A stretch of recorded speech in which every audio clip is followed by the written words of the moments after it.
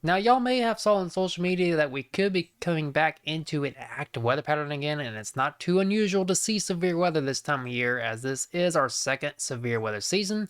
And as you can see, we got a slight risk here in the mid-south from Texas all the way up into Illinois, with a marginal risk which extends all the way up into northwest Ohio. Now, keep in mind that even though you're under the marginal risk, you could still get in on a tornado or two, and even if you're under the slight risk, you may not even get in on a tornado at all, so please keep this in mind. We don't know what the main threats will be, but most likely all hazards are going to be possible, so I'll keep y'all posted on social media on this, but we'll break down the timing and all that here in a little bit as well. Now, on Saturday, we got another day of severe weather, as a 15% chance has been issued within the same areas, so we could have back-to-back days of severe weather here in the mid-south. Now after that, not much going on.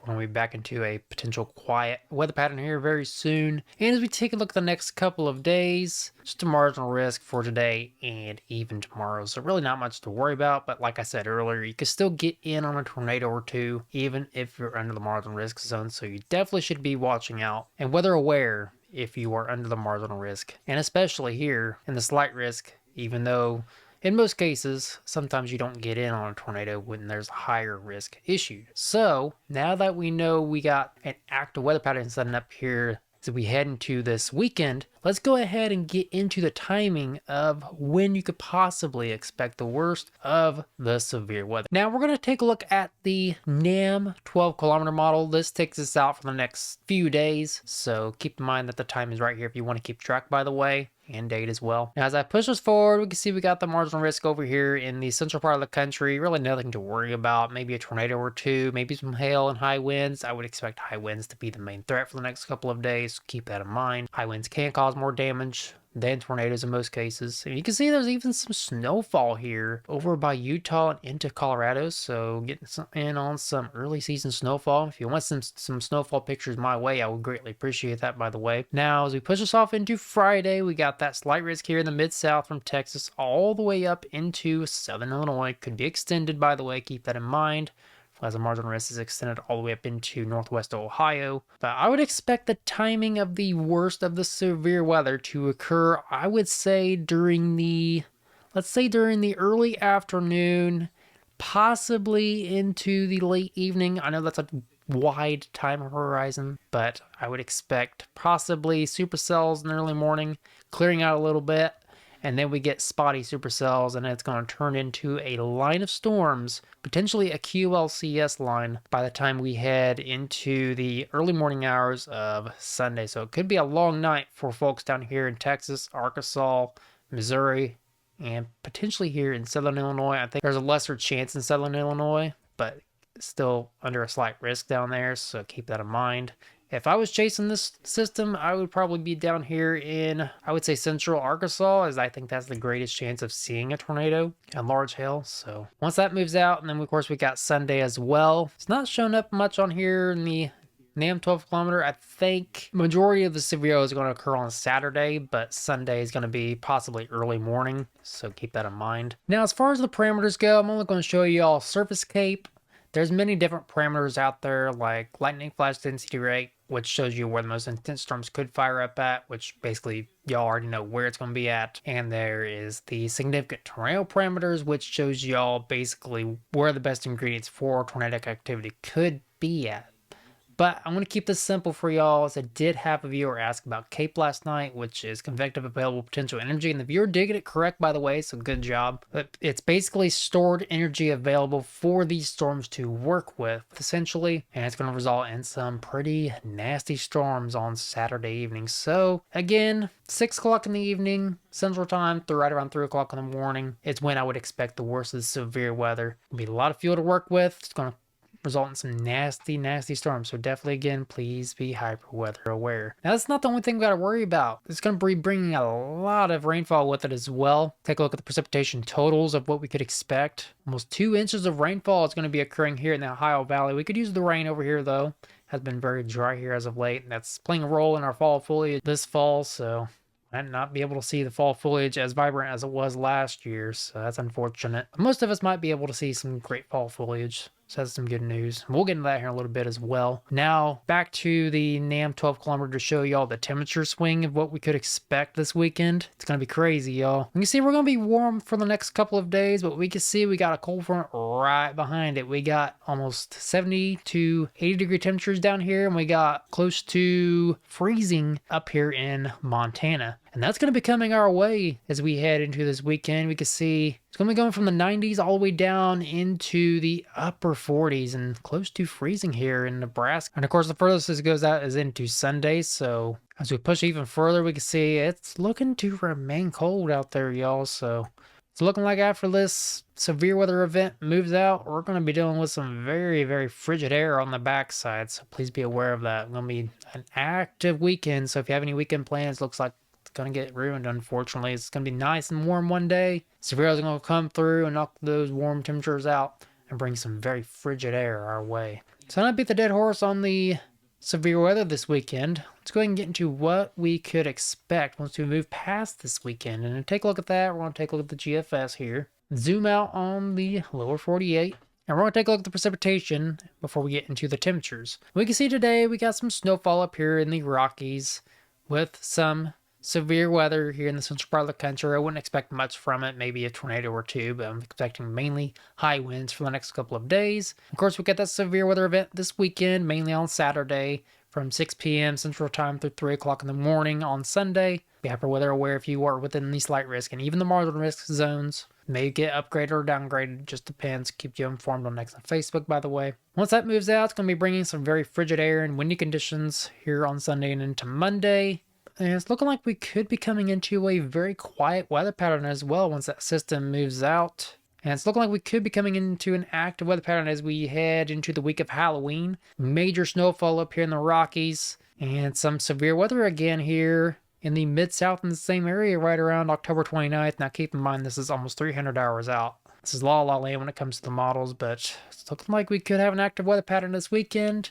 Gonna quiet down next week, but then the week of Halloween could be picking back up in activity here in the eastern part of the country with some backside snow here in the Rockies. And as we take a look at the Climate Protection Center 6 to 10 day precipitation outlook from the 21st and the 25th, we can see we are going to be drying out here from Montana down into Kansas and down here in the southeast, but up here in the northeast, including Michigan, Wisconsin, parts of Minnesota, southwest here from Arizona to Texas, including Oklahoma, and especially the northwest is going to be above average. So it's looking like after the severe weather event this weekend, we're drying out here in the central part of the country, still remaining soggy in the northwest, southwest, and northeast. Now the 8 to 14 day outlook, the week of Halloween, it's looking like near normal to below average precipitation here in the eastern part of the country.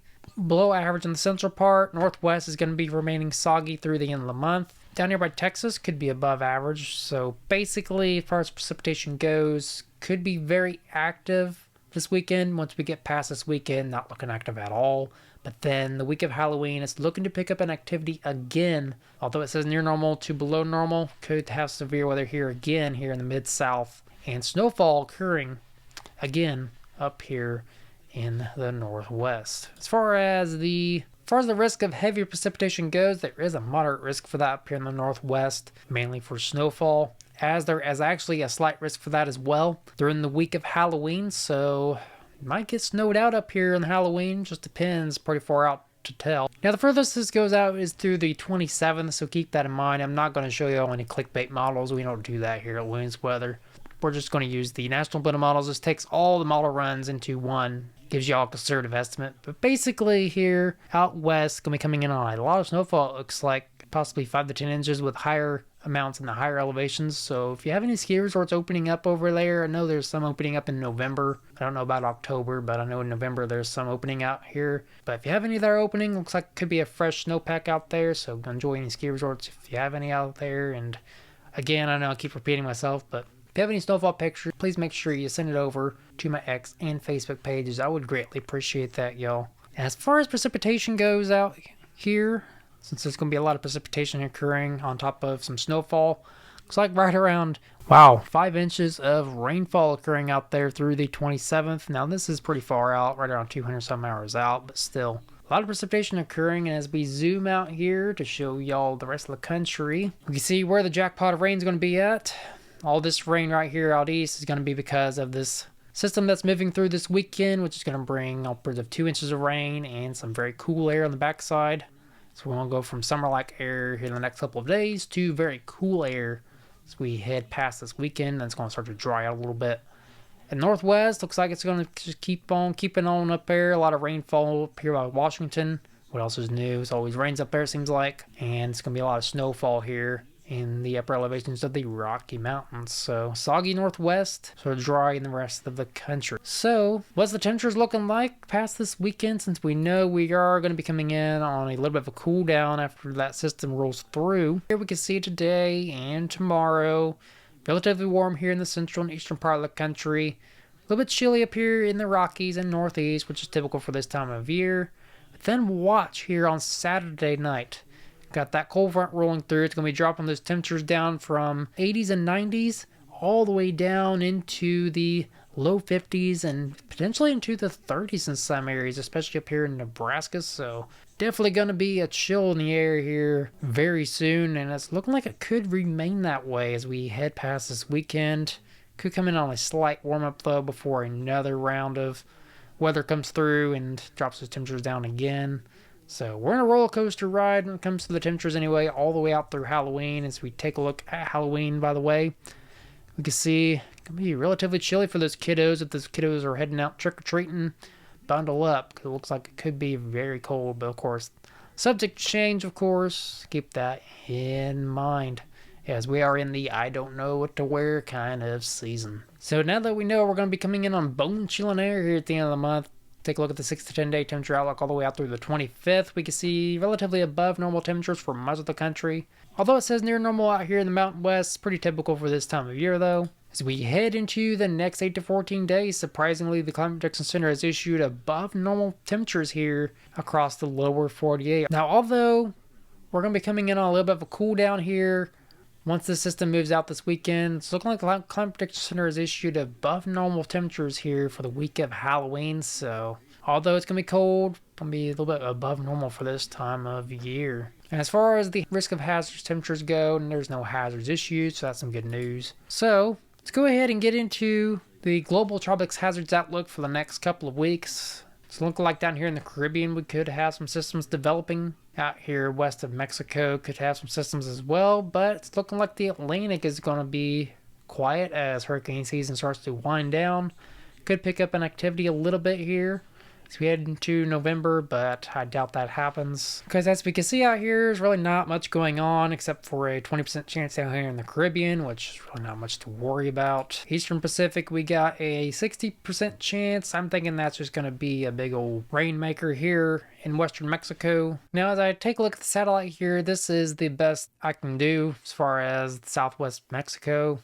This is the Pacific wide view, so here's satellite. Comes to that 60% chance of development. As far as the sea surface temperatures go, looks like relatively favorable sea surface temperatures down here for that 60% chance of development. So definitely could fire up into probably at most a tropical storm, but I'm thinking it's just going to be a big old rainmaker, which could cause a lot of rainfall down here in the southwestern part of the country. As we take a look back at the GFS real quick, I'm going to show y'all the simulated infrared. It's looking like it could definitely develop into a potential tropical storm, but then fizzle out once it reaches the Baja and bring a lot of heavy precipitation here in the southwest. So really nothing to worry about, but I would just keep an eye on it just in case. As far as the 20% chance of development down in the Caribbean, we'll take a look at the satellite first. And you can see we do have some development out there. And as we take a look at the sea surface temperatures real quick, it's looking like we do have some favorable waters here in the Caribbean, but of course these are shallower waters compared to the Atlantic, and it's looking like the Atlantic is pretty favorable for this time of year, but we are winding down the hurricane season. As we take a look at the Saharan dust too,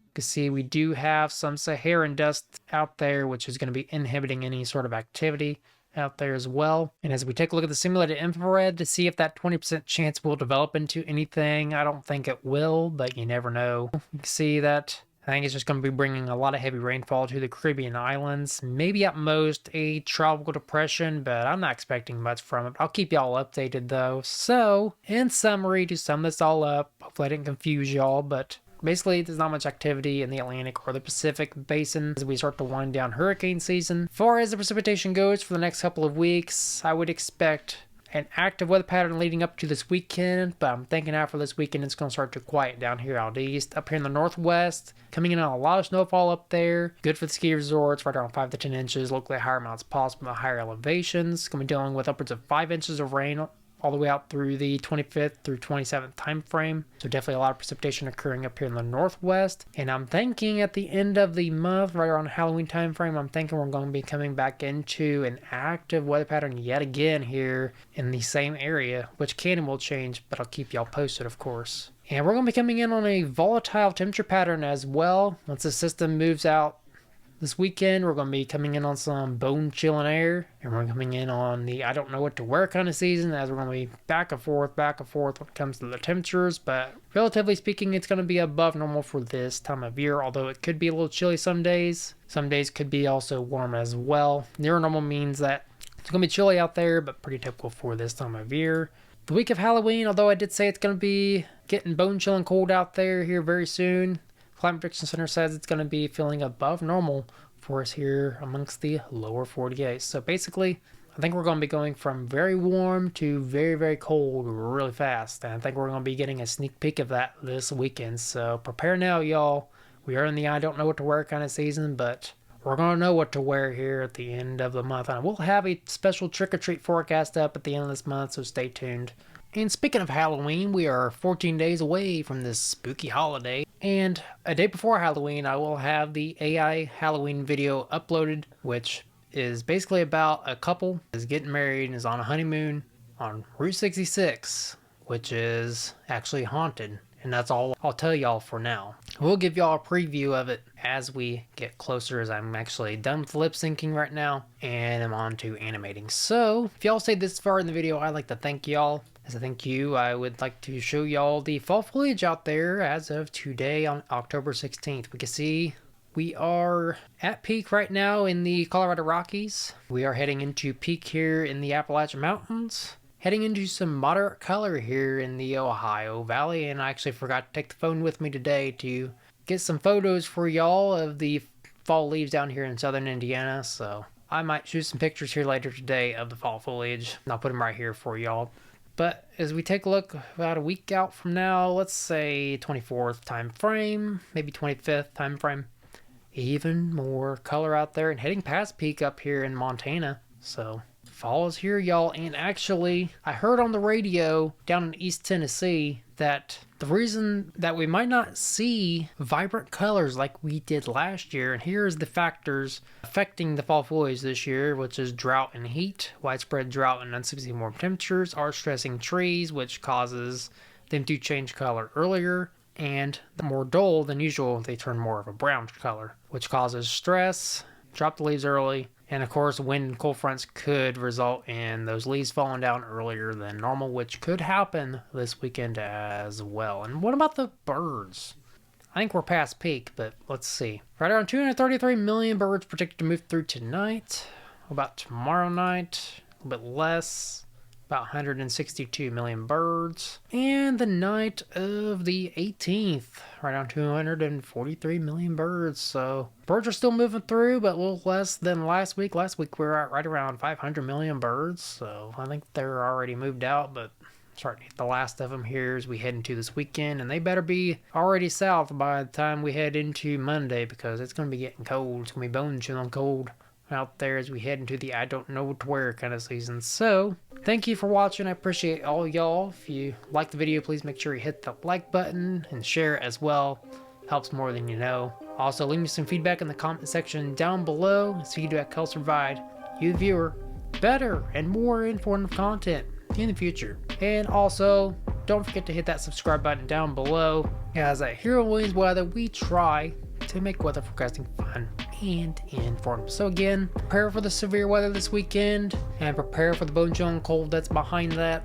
And enjoy the fall leaves as the leaves are starting to turn color. And again, appreciate all y'all for watching. Until next time, never stop forecasting.